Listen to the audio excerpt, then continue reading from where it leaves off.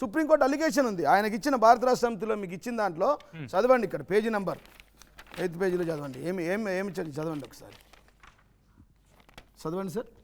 ఆయన మీద ఏం రాశామని చెప్పండి. అది బాధ అందులో ఏం రాశారు సార్? ఒక్క నిమిషం సార్, చదవండి, చదివి వినిపించండి. లాస్ట్ పేజ్ తీయండి సార్, లాస్ట్ పేజ్ తీయండి. ఏమి ఇచ్చాము ఒక్కసారి ఇక్కడ చూడొచ్చు. చదవండి sir. Sri Sajjanar, who is the MD of TSRTC, is known for his high-handedness and involved in encounter cases, and the committee held by the Honorable Supreme Court held him responsible for the encounters. అది పెట్టాను కాబట్టి బాధ.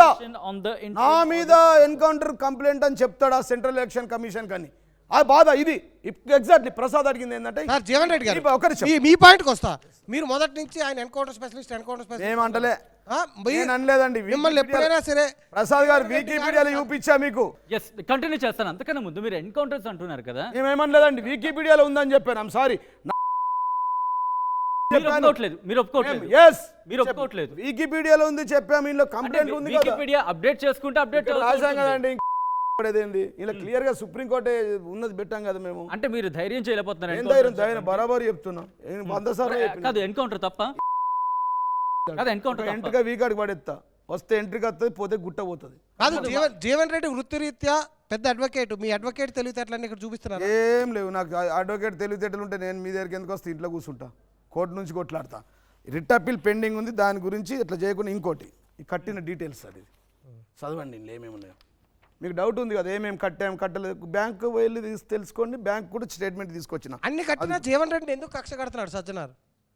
ఇవేందండి ఇది భారత రాష్ట్ర మొన్న election commission of India complaint చేసిన, GST complaint చేసిన, ఐపీఎస్ అసలు ఈయన ఇనెలిజిబుల్ అని చెప్పిన, కోవారెంట్ రిట్ పిటిషన్ వేస్తున్నా, is not eligible for this post అని.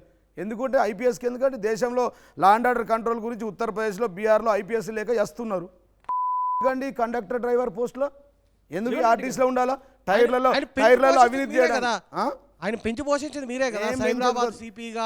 ఇప్పుడు నువ్వు ఐఏఎస్ అయితే నేను పెట్టుకుంటావు, నువ్వు దొంగతనం చేయమని చెప్పాం కదా ప్రసాద్. నువ్వు దొంగతనం చేయి, దోపిడీ చేయి, టైర్లలో అవినీతి అయ్యి, డీజిల్లో కొట్టేసేయి, లేకపోతే బస్సులో బిల్డింగ్లో కొట్టు, బస్ బిల్డింగ్ చేసి ఇట్లా డబ్బులు తీసుకొని చెప్పాం కదా. మీరే అన్నారు కదా సైబరాబాద్ పెడతారు. సైబరాబాద్ కమిషనర్ ఉన్నప్పుడు 1300 నమ్మి పెడితే మోసం. మీకు కనిపించలేదా? మీరు ప్రభుత్వం నమ్మి పెడితే మోసం చేస్తే మేమేం చేస్తామండి? మీరు సైబరాబాద్ కమిషనర్ గా ఉన్నప్పుడు 1300 కోట్లు ఎంతో అవినీతికి పాల్పడ్డారు. ఇప్పుడు అవినీతి కాదు, ప్రావిడెంట్ ఫండ్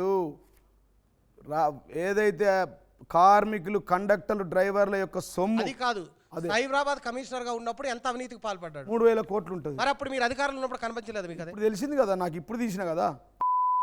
వెళ్తున్నాయి ఇంకా చాలా ఉంటాయి, కంటిన్యూ ఉంటాయి మీకు. ఎపిసోడ్ 1 సచిన్, ఎపిసోడ్ 2 రోహిత్, మళ్ళీ ఎపిసోడ్ 3, ఎపిసోడ్ 4 ఉంటాయి మీకు. కానీ జీవన్ రెడ్డి కాదు. ఓకే కంటిన్యూ చేద్దాం. అంతకన్నా ముందు ఈ 6 నెలల్లోనే తెలిసిందా? అంతకుముందు మీకు తెలియదా సజ్జనార్ గురించి? ఇప్పుడే తెలిసిందండి. మొన్న ఎలక్షన్లో ఎప్పుడైతే టార్గెట్ చేసి మాట్లాడుతూ ఉన్నాడో అసలు ఈ చరిత్ర ఏందని చెప్పి అప్పుడు స్టార్ట్ చేస్తే తెలిసింది. మేము పేమెంట్ కట్టిన తర్వాత ఎందుకు సీజ్ చేయాలండి? సీజ్ చేయాలి. మైక్లో వాళ్ళకి ఎందుకు డిఫేమ్ చేయాలండి? నీకు అధికారం ఉంది, నువ్వు నోటీస్ ఇచ్చి సీజ్ చేయు. దానికి మీడియాకి ఇచ్చి రచ్చ చేసి డిఫేమ్ చేయాలని వ్యక్తిగత కక్షలు ఎందుకండి? నువ్వు అధికారి, కార్పొరేషన్ ఎండివి, నీ కార్పొరేషన్ ఎండి లెక్క వ్యవహరించు. వ్యక్తిగతంగా ఎందుకు వస్తున్నావు నువ్వు? నీకు ఇచ్చేది ఉంటే సీజ్ చేసుకో. కోర్టు ఆర్డర్ ఇస్తే I will follow the court order. రేపు కోర్టులో కట్టమంటే కడతా జిఎస్టీది. ఆయన సెంట్రల్కి మోసం చేస్తానే చెయ్యని.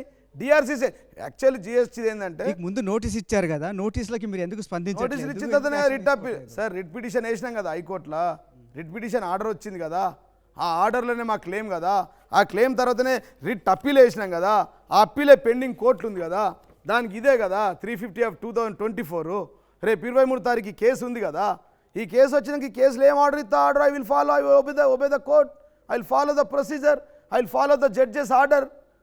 ఎందుకండి ఎంత డ్యూ ఉన్నారు చెప్పండి? మేమేం డ్యూ లేదు, ₹1 లేదు డ్యూ. మీకు నోటీసులో ఎంత డ్యూ ఉన్నట్టు ఇచ్చింది మేమంతా. నేను కట్టేది లేదంటున్నా. నెలకు అగ్రిమెంట్ ఉంది, చదువుకో. 36 లక్షల రూపాయలు, 30 లక్షలు చొప్పున కట్టాలా. 11 ఏళ్ళు అయింది. 3,30,00,000 అవుతుంది. దానికి 7,34 లక్షలు కట్టాను. కట్టిన రిసిప్ట్లు ఉన్నాయి, బ్యాంక్ స్టేట్మెంట్ ఉంది. ఇక్కడ అప్పీల్లో పెండింగ్ ఉంది, అప్పీల్లో కూడా రాసినాము. టోటల్ ఇప్పటివరకు కట్టిన పేమెంట్ కట్టినాం, ఇచ్చిన పేమెంట్ కట్టినాం. జీవన్ రెడ్డి గారు అన్ని డేటా ప్రకారంగా అన్ని క్యాలిక్యులేషన్ గా వెళ్ళినప్పటికీ ఎందుకు మీ మాల్ని స్వాధీనం చేసుకునేటప్పుడు? ఏం స్వాధీనం చేయలే. దేశవ్యాప్తంగా కొన్ని లక్షల లీజ్ డీడ్లు ఉన్నాయి. వాడు ఒక యూజ్లెస్ ఫెల్లో లాగా వ్యవహరిస్తూ ఉన్నాడు. ఒక చదువుకున్న వాళ్ళగా వ్యవహరిస్తలే. ఇలా దేశంలో ఎన్ని లీజ్ హోల్డర్స్ ఉన్నాయండి? దేశవ్యాప్తంగా అదానికి ఎన్ని ఉన్నాయి, అంబానీకి ఎన్ని ఉన్నాయి, అనిల్కి ఎన్ని ఉన్నాయి? అక్కడి నుంచి పడితే ఇక్కడ దాకా మామూలు నీకు చెప్పుల దుకాణం కాడ నుంచి ప్రతి బస్ స్టాండ్లో పేపర్ల దుకాణం, ఛాయ్ దుకాణం, నువ్వు ఒక బస్ స్టాండ్లో దిగు, ఎన్ని షాపులు ఉంటాయండి?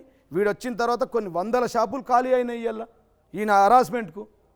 జిఎస్టీ కలెక్ట్ చేస్తాడు చెప్పుల దుకాణంలో, ఇయ్యడు బస్ స్టాండ్లో. ఈయన వచ్చిన దగ్గర నుంచి స్టార్ట్ అయ్యాయి. ఈయన వచ్చిన తర్వాత 350 ఇప్పుడు ఆర్టీఐ చేసినాం కదా, అందుకోసమే మీకు ఆర్టీఐ కొదొక్కసారి. అసలైన తొలి వెలుగు. ఫాలో వాట్సాప్ @తొలి వెలుగు official.